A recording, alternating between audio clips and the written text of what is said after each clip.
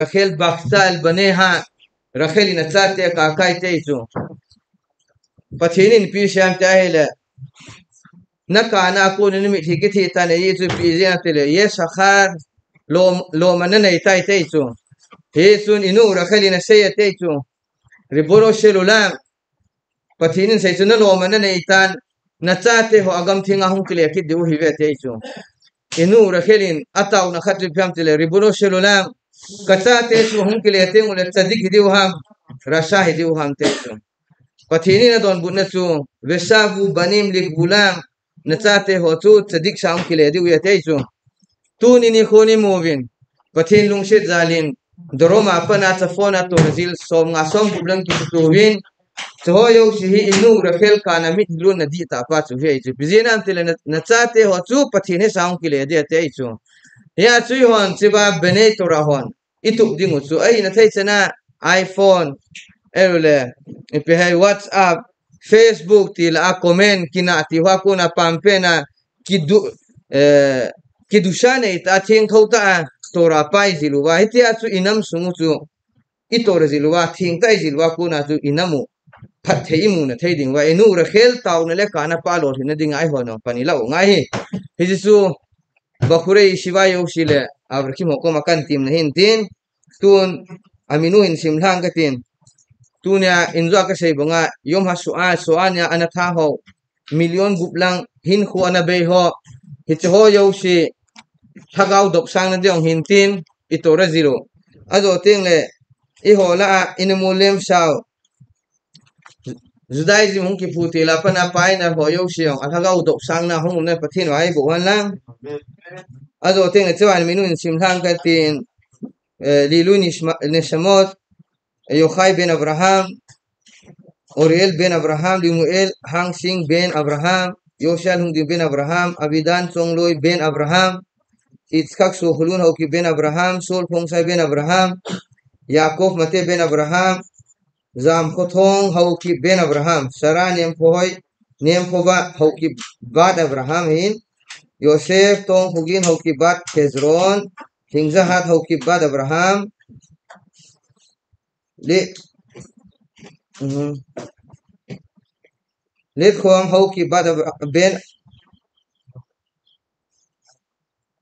Hat Khonem bad Hauki bad Abraham Hosea Pongsai ben Saul, Gidon ben Abraham, Ngal Hing bad Sarah, Lam Khopau Kipgen ben Abraham,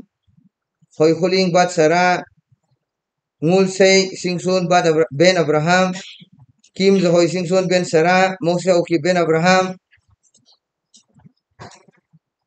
Hoi Nimoy Khongsai bad Sarah, Sei Min Lun Kipgen ben Abraham, Dina Hauki bad Sarah, Lun Khuzang Hauki ben Abraham, Azrael Hauki ben Abraham, Tong Khai Kipgen ben Abraham, Let Khone Kipgen ben Abraham, Tin Khugin Kipgen ben Abraham, Tin Khon Nem Kipgen bad Sarah, Tin Kholam Kipgen bad Sarah, Hem Khuzang Kipgen bad Abraham, ben Abraham, Yona Hanghal ben Abraham, Pinchas Hanghal ben Abraham, Yehudi Hanghal bad Yochebed, Abiel, Tau Thang ben Abraham. Adol sa engkat sai pe deitan. Lia Tau Thang bad Sarah, Yoel ben Bezalel, Boaz ben Hosea ben Abraham, Abner ben Abraham, Milka bat Hana, Machir ben Sarah, Shei Shavum ben Abraham, Songkoning bat Sarah, Hingnei Kim bat Sarah, Yonal Hanghal ben Abraham, Pinchas Hanghal ben Abraham, Yehudil Hanghal bat Yochebed, Abiel Tau Thang ben Abraham, Lia Tau Thang bat Sarah, Daniel ben Abraham, Susana bat Sarah, Ruth ben bat Milka, Lea bat Sarah, Osnat bat Sarah, Yochebed Pongsai bat Sarah, Itiel ben Chaviva. Also tingle Veipa Lungdim ben Abraham, Tong Kholet, Mantong ben Abraham, Lam Ning, Mantong ben Abraham, Abigail bat Sarah, Sem ben Sarah, Ora bat Sarah, Yafa bat Sarah, Absalom ben Abraham, Simson ben Sarah, Itzhak ben Sarah, Sira bat Chava, Gal ben Hana, Maccabi ben Sarah, Daniel ben Pinchas. So Tokisayong Sheikh Hutun Hogum ben Abraham, Sheikh Hulam ben Abraham, Lin Boy Lun ben Abraham ben Khone bat Sarah, Hen Khosad ben Abraham. אז לצעי כצעי דייתן ברכה והצלחה לתארים החשובים לבחורי ישיבה, בחורי ישיבה דינתו נענה לצד איזן הפנתום כי לילוי נשמת כסיילואה כהן תלנאומי הוקי שמעון שמשון אז ללידת כלה דינga hinpe etnat bat simrito sifra bat root אז לרפואה שלמה לאריאלה בת מוריה יוסף בן יוסף אומלה יוסף בן אברהם יוסף בן אברהם יוסף בן רות בת שרה אז אותים לצבאי ציידו איתן ברכה והצלחה לבריאות ופרנסה טובה יונתן הוקיב שברה הוקיב אייל הוקיב אליאנה הוקיב נעמה הוקיב אז אחו פנהין טוניה שמעון אין חל פנלה פידינג זיווג הגון לנשיה ורחל בת חביבה פריחה בת מרים פרי בטן לשפרה בת חביבה אמהודין אי איתום פיוהינטין אז עולה היציליה זאו לו זודאיזם אינבולטיל ואפן אגם תינגן דון לו הויו שיום על הגאווין דופסנגה ומה איסו פיו שיו Manipule Mizora Amjos, Agam Ting Hong Van and Patin, Ibuta. Isn't 20 Abuli Pat now, Tun, Avregola, minutes of Dinitabong. If had Paulo with even Rafa to Hamis at Session. As a Gidon. Tun Avregidon, Rafgidon Potivin, a man, as you Pankil Antin. And to Tantilla.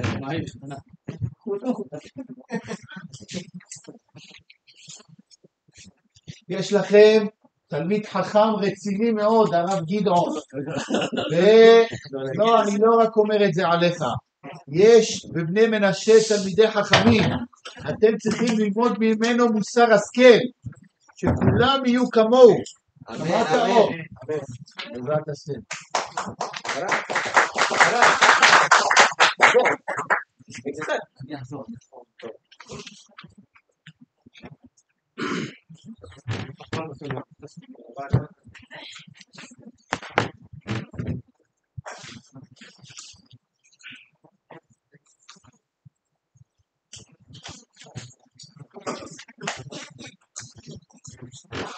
Kaya masabi. Hello. Sabi na bon sa kayo masabi na sarok kan kayo masay na. Hello. तो किन का सही पाई आए ले hello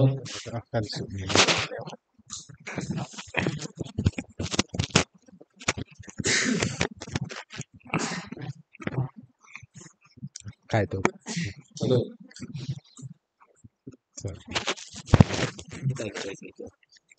Silo.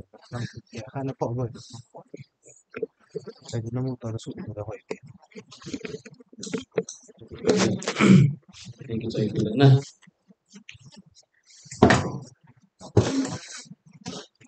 Gimana miskin tagiga dam dale untuk sila gimana miskin tagiga aje pe mulai tanai le mulai moi itu orang aku nak pasuk dan so orang aku pasuk masih tiada na karena mai wai le simpusan simpusan gimana itu sih dan so tanai le mulai mo panai sah ini mulai mikir Rabi lazar ama tu jangan tu kali kali mungkin gimana ini semua sana Rabi lazar ki matai lai karabi Rabi lazar ini Israel orang pasuk yang asal fating le hakap zin hai Bayomen Shmuel dan Shaul lama ikat Irgisani lalu roti pasuk ngazu bayar aku nak kilang tidak Shmuel pun kat Zang so tidak lagi pun so tu nak kilang tidak Jelas Shmuel ni Shaul yang apa pemata asli lama Irgisani lalu roti dan sebidangnya semua ada kisah mengatakan apa ya na Ibidinga ni thola ya satu sen aku langsung semua ke pasal kisah ini lama ini kisah ni bidang kisah nanti Rabi lazar biasa Umar Shmuel al-Sadiq haya mitare minadi anu arhakama bekama Rabi lazar isi pasuk sifti lagi tidak sahih ni Shmuel al-Sadiq Shmuel ke kau Sadiq pabo dan Shmuel ke kau magia langsung tu tadi kau untung is kisah nanti na kacung cangku kita dari tadi kisah nanti Rabi le asali Samuel an sadik Samuel mi sadik pa Samuel the kau mi sadik pa ko thu tani kwa akisa na ai le ayo su itia ai kisa ta lo kisa he sa ina mi sadik pa ko kisa na ai le ayo kisa he sa hello ala gemrai abanan zamale mahi Samuel kisa thola ya ki mukham ticho ipi danzo ipi horai ta su ipi kisa na ya ko la ki mukham ti hello diktif Batovel haisha el Shaul isinu mainu sun Shaul yang pa komenti na say tanay Elohim tisu milobi inaitin raiti oli milobi hong kalto ka mune yes gemrai oli itu changchu ole isu kalto ya le Samuel kem ka ho kalto ding desu ole enola ala idi ana oli matia desu plural hi yes gemrai oli lei masma yes oli matina ko nasu thagau ning kalto he yes gemrai khat Samuel thagau khat chu hai Samuel kem ka hi Vaida adang chu he diaza Samuel vaite le Moshe behade yes Samuel kuya ki puye Moshe rabai no pugine amale itin Samuel Moshe rabai no kumena say tane dilma khas resolo ledina milbadina kunzaya no kachum chang thu kitan dingai ko imai thi yasu Samuel gela so ma chu chang thu kitan de isana yasu Moshe rabai no kuma kunzaya no kachum chang thu kitan de kitan mai thi kum bihadai delai ka milta dikalba biuraita dilo kayapti yasu ungilang na awine sum pangilang kanungin zuilang tora Moshe la kabu tora abona mitsa usi kazuilo o bukha ai de nang saki ne hu parpine abona kazui tina pasu kazui mo ti pasu nang ne hu par saki hu pangine ta Samuel kem gawe Moshe la bayu san ala tu sipai ko ai agema su tarkan simia hardamanya pido na atu sipa cikat pasu ma samangwa Saul le pasu ang kiserde Samuel kem gawe tawan masa peliana aile Saul le pai bol kilana nei dana dibai le au le papa kisina su khazal hoin pau kinei ta dedan su pau dedan su lasal hoilo dedan su Saul le pasu na atil bol kilna chunga pau hilo aman ipi seba bitai de Saul le pai ai kwa bol kilia pa nei amor kilola khachu no kupia boni tena thas ya sadana jebe le au bi se bitai de pati itina sei kin bowling athu pi kapi pa da ball boy kin bowling athu pi ka bolo da bole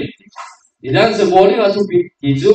amele ke thading athu pi na so chapang la apo saran mai posala bona tha chi mi bona gen se ke ya thadinga pathin Saul pa chu thu pi ai le Saul pa hi pi bolai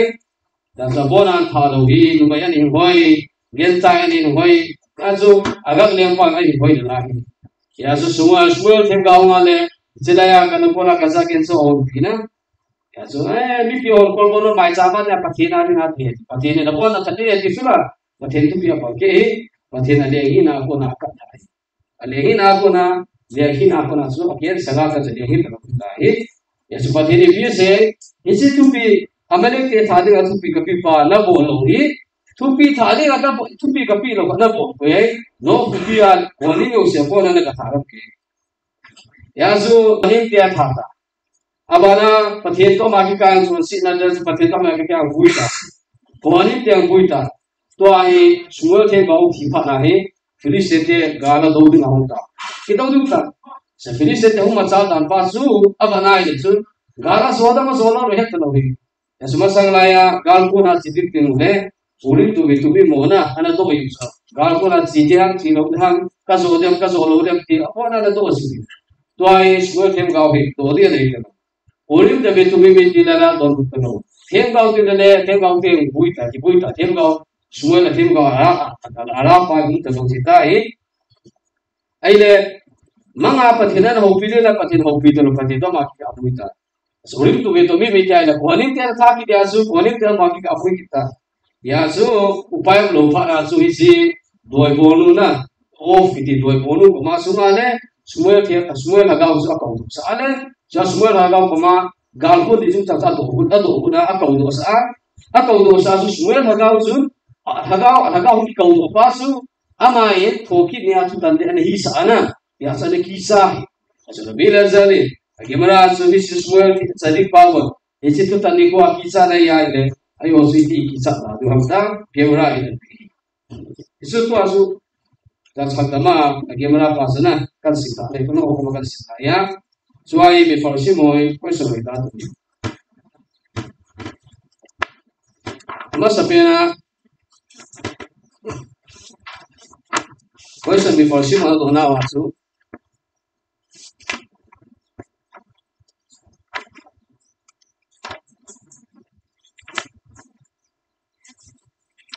iti Samuel hagau ni sadik hagau su doya kona ke kau na tayam tipa ko sa to nan su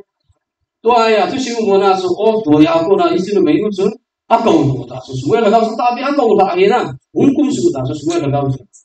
ai le iti doya kona su ta ka sadik hagau ke kau na tayam tipa su ko sa ni fasi mangdo isi pa ko sa so ya ki mo mi taile gemra mesir sabar kuf nun pe amur pe na gemra ki Amalai hau minai so sudoki khat tora pathian ta asan lo kane tora pomlo hona sudoki poro tora pomlo ho ayula pathian ta asan lo kane amalai hau mina de rabi abahu na dong ne to a question ko bawe to ai se pa amritu nismadam se sadiki genezo ta khan kisi akabo subyam ka no na sai be ti be ka kami mo noi sadiki te laga ho ya ho mi ta ile Pathian lalto na kisi kabo noya au be sai be ti yasu pathian lalto na kisi kabo sampai ne tana ragau le mara sampai ne ta ichi noya chu amo noya chu thaga chadiki ke ragau te ko ya chu pathian bana chu chadiki te ragau yasu mun sampai na dina ka chu pathian bana ai ai le uba tamia haiki askesh moe beginida ado hisi kofer kasun pathian ta se no kasun Sadikim te lagau pathin laltau na no ya ome na tiwai le iti hisi doi o doya ko na su sadikim te lagau suwan lagau iti akau la zo na mun sa pe na ma ya iti doi me be iti akau la zo na kita su koi sana na doi amal le rabi abau isi sadukim pa ko ma si ki na do ne amal le hata beto snaim as eser kodis habe etania Kos na beso kodes kupo kaya benishmoto ole biorde. Ibie se rabi abau ibisi saduki pa komasi pite na don bunei. Dan su don buna pina su nunca mine ti. Isi Samuel laga akau hate pa su Samuel tina ako na hafta dan hasomle dan isuk as kumkasuna ati apa na kumkasune ti. Ai su brighta ni ibie se isi mika na titing le Iset kini apa na kung kasom na nili sungatsu, kasom na nili sungatsu, ata asapa munai olo la muni ya, esa ta asa munai lo yasu, alagao sa kalto itu kumzi kalto kumzi, esa kalto la kumzi asu, asu semua alagao tu kumkat hinai lo yasu kalto kumzi asu, isi doya pun asu, akau hak teh boy, ahila leaka yut berkodes, itu kasom na nili zoting neba. Hagu pate ata ase usia pone na munta tahi nismato ole bisu koino yorte ai hagau pasa kaltawin ave na kumsu ta poi ina so rabi abau isi saduki pa ko masu ipite na don pora mi tai le ai nai saduki te hagau su fam tele kise ka bu no ya na isi kise ka bu na mun sang pe na o me ti pa usi ti ting la mi tai le hasom la thani yo ting le hasom la ni masanga chu isi hagau pa su Kaltau kumzi ai azu isi doya ko na isi benu sun Samuel hagau sa akau la te aila somthani yo ting na kaltau ting le sun kum taloi ta ve aile bese ya to aku tile koi sari to po si sinai bu na iti doya ko na Samuel hagau sa akau la te wa mi tai le ai chu sadikim te lagau ki se ka no ya oma ya ile ti akau la te mi ti vai le ti sinai pi na wa chu isi pa chu hasom la ni zau hi hasom le ni zau ma sanga so ile cầu lạc thế ao giá chú cái xin mấy lúc cho nó cầu lạc rồi ấy lẽ khắp bu lẽ khắp bu melo haro im kiti lẽ khắp bu thu đồ na lẽ này sẽ được qua il xin apa cái thi về Ismail chuma ấy là cái ông cũng số anh chú Ismail kêu lo Moshe Rabbeinu lagaw chú về bắt đầu cùng khát masa cùng khát dâu ta chứ na Moshe Rabbeinu chú Ismail cả lagaw cùng đi bên này chứ khang ya khát dâu Ismail hùng tiền bẹp ya ấy ý thì là Moshe Rabbeinu lagaw chú ít hùng cùng thiệt Ismail lagaw pa so ya le nasong lala ni sungai tai ke thi me lagaw pa so kalto cùng je ya chú kanu na apai ako la dâu hi ấy là Moshe Rabbeinu lagaw pa so khaso nasong lala ni dâu ya le akum thai lo na le ti ang hagaw so iti hukum thai na ya sa tos po ni hilsena bi ana bi siam ni tai le ismato ole bishop aino yorede hagaw so nasong lala ni pa akal taw na kum ta poi ti pas pitil je tos po ni ya bal pi ke isi hi yorede na so hagaw so kal taw wala hukum ta lo na mo sang pe nam ta wi ahila ama pas achanga ahum mai ai le hum thai na lai cha ko na su ipi ki bo mi te le Moshe Rabbeinu chú isi doi bon se na kau hidu bisa Moshe Rabbeinu chú Shmuel na kawale ama macam mahu ngai azana so tos fo sei dui chana chú amo macam mahu nu bai hum the ki bai le chú ji Moshe Rabbeinu hagau sei le achang sia ama nu mahu isi doi bon na kau hi asu ni e ko tin se bui te lo hi ve ai le choi bi for shi moi tu do na nei ha tu do na ni le ba tu do na ni na su Shmuel tu gimana tzadik begitu, yang lain tzadik esana. Shmuel ada tzadik itu. Ini orang itu tzadik ya itu. Kisah itu kita. Anjau kalau kacung cantu tadi bawa humita kisah nane. Ini farsi hoy, orang itu kita itu best. Tzadik ya itu kisah itu. Saya waktu bang ini bang kisah esana. Itu tadi bawa. Masa kilo saya zot pati ini esana. Aile Shmuel lagaw cho chadi aya aile iti kicha theina jo khatna hi aile torayo sika zuye tipa sagi se na dinga chu iti dana Moshe Rabbeinu ka khale ki puya edang ami dang ki puilo na Moshe Rabbeinu ti pia ma kisang ka ne Moshe Rabbeinu ki puina eta chu ki borsi moi tu do na nei ya so tu do na hil china ma sapena aini ini agofin Rabbi ada rifin Rabbi pinto hil china pina chu ita sei Gemra miske brako na ibi ki mo mi dai le gemra pan sipale ai na be badai Shmuel 200% chadi hai be badai chadi agoi san chadi ai ai se dikha ki cha na na as gemra miske brako dam damen ale amut be na gemra ita se ala na la zaid falati inu khanai hitse sapang adinga kauna ka mane amar Rabbi Elazar lipi se Shmuel more halakan ipnei labo Shmuel ini pe rapa masa halakan posek heti yang sebab itaile rapa masa halakan more pozu kamuri ana bole esgemrai oi aku na Shmuel rapa masa halakan bole ana se tipawe aku na kimoe shinemal masuk aku na Shmuel ka pu mama aku na masuk tora eto Shmuel ka bune tas vais khatu hapa vai viu hanar eleli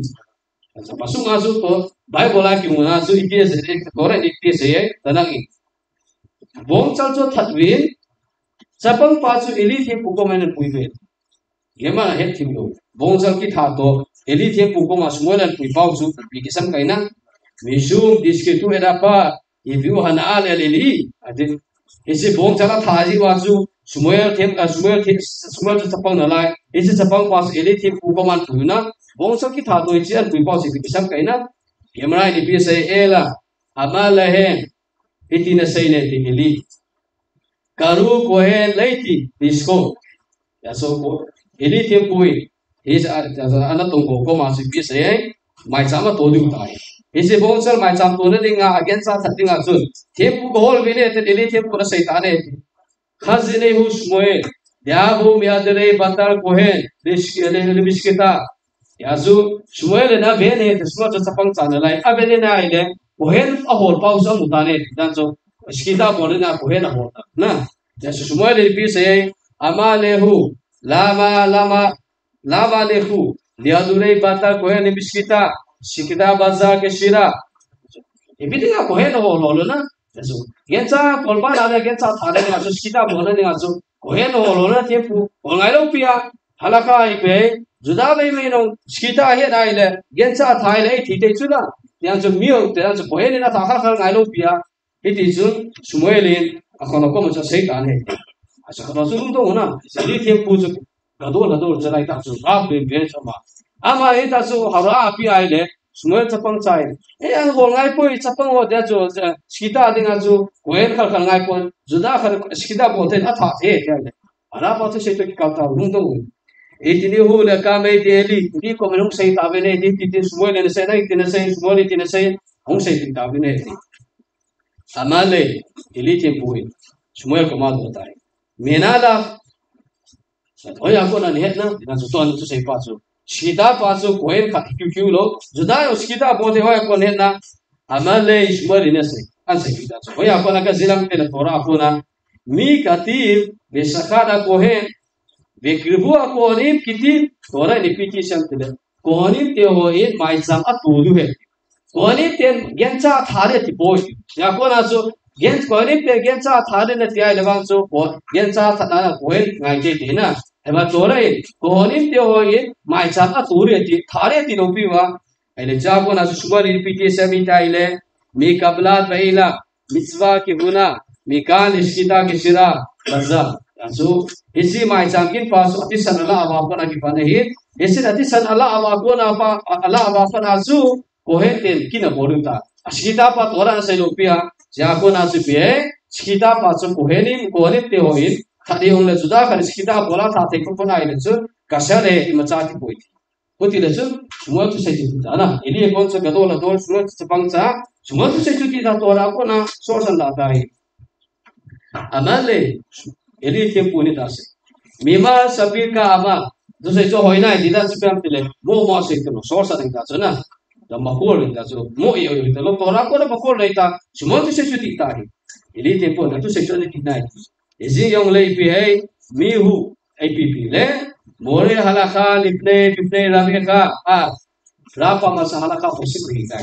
Jangan so semua tu isi halakha tu saya jadi yang le jangan so elite pukul mahung deng ram nah tora itu kisi ni loh iki boleh ang tu ya isi dong loa mah direct ngambil kyo ko masuk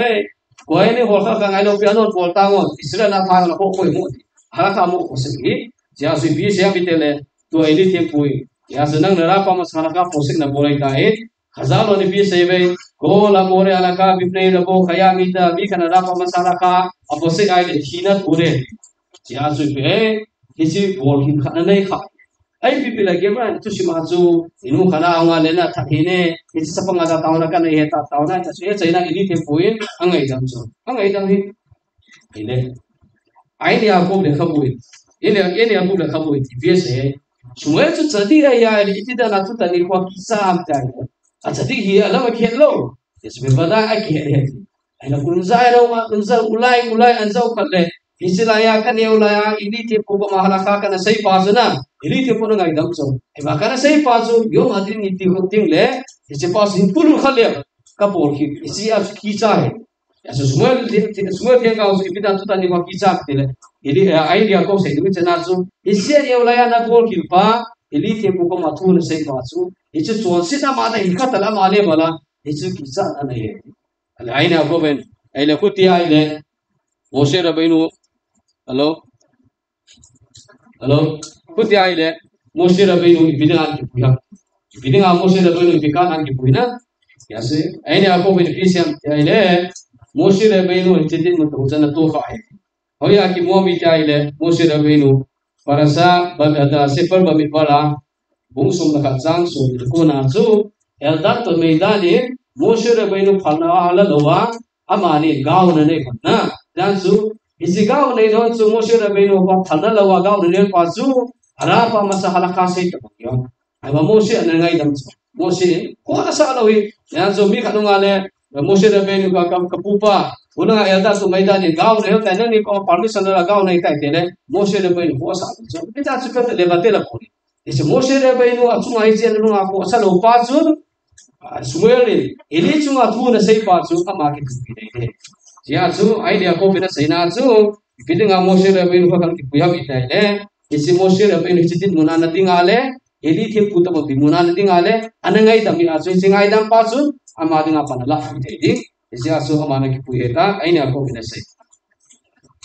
lekhabu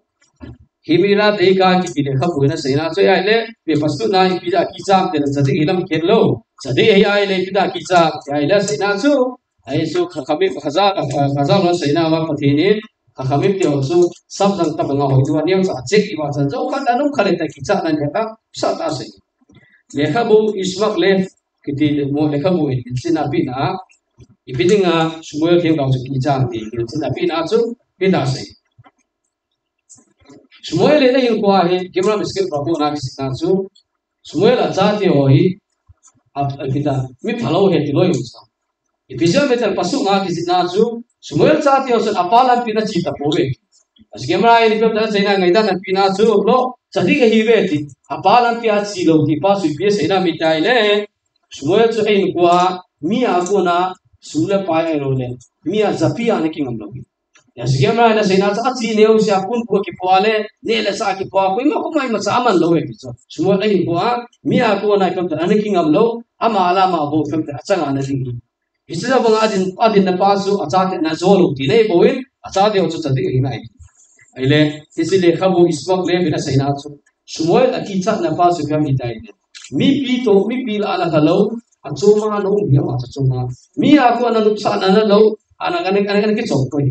Isi ni kita koi pasu, ibia meter khazar ho ni biasa yang tele, mi khatsu, itu sebi nala anda ding asu, mi tu iki porting itu, asu yang tele zapi lai hating le, zapion, itu sebi cumi amat itu, het, ayo awo ketik le, ayo, itu sebi pasu mi nala,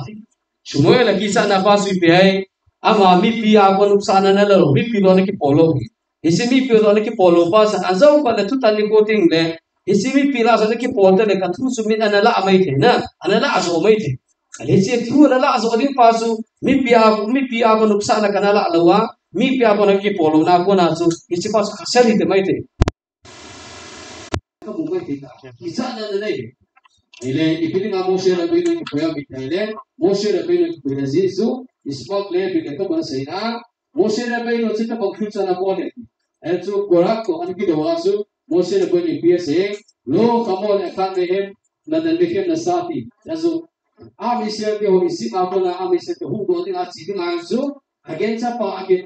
khamor pa asal apa su ama ale ki pudo amisir ke suma mando ya sam atsa tele ki pudo amisir ke suma pa ho na isi suma ne na po tama su mo shere ba ko ri isi ke tama na bol pa hu go dire ka mo shere ko ne ko ya le isma le de ta su asai na tinga bet le bi ne wa Bele bi hilsina pina ibidinga kisah na ne ibidinga Shmuel de Moshe de bin Hagawan wa mita ile patini Saul pa aleghin ako nakat mahazu patini Shmuel thema kuma chilang yang David isai sapana isai te lami ka amazu thau du mane yasu bi se Shmuel themau ek ele yang suak et David amene Nishema Saul yang buni hindi kai ko ay katsiale isai chate katu ki thau ka dudan ayo so Saul yang paheli thare su pathin jine tinamuna su Saul atwa ay Shmuel theng sa chilo kicha ay teo pale Saul yang pahi thakha le kicha nai edo ka supyam tile kolgo na robo desi ka tsela ai Shmuel theng ka chon si pui ai supyam ta ma histalu ka bole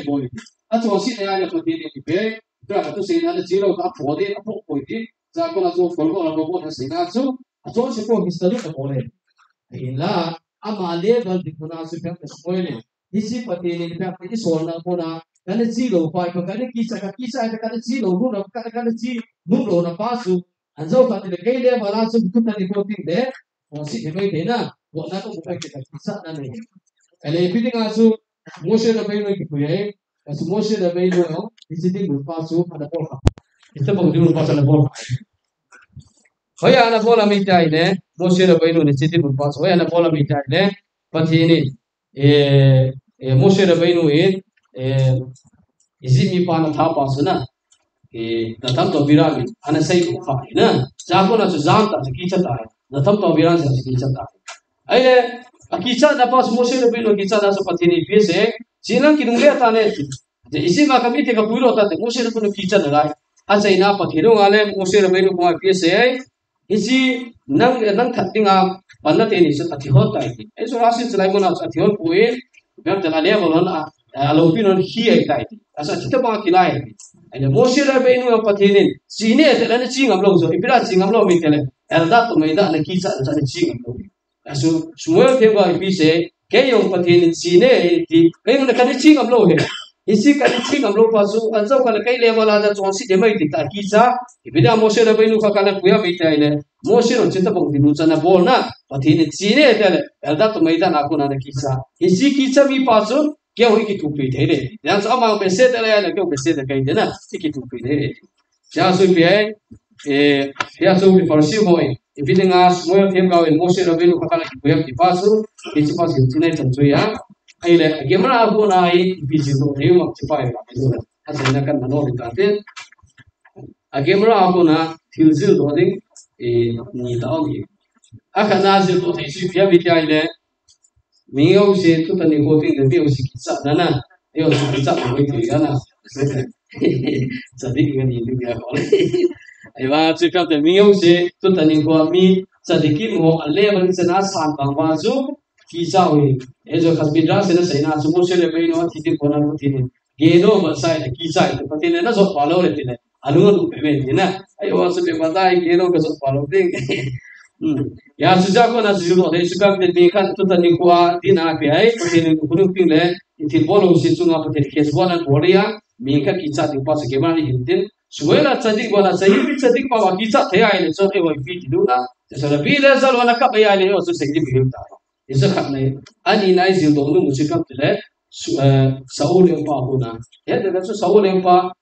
sadik iso lo lam ban ti te thui se ko so mo age mai sa te se chu kam te le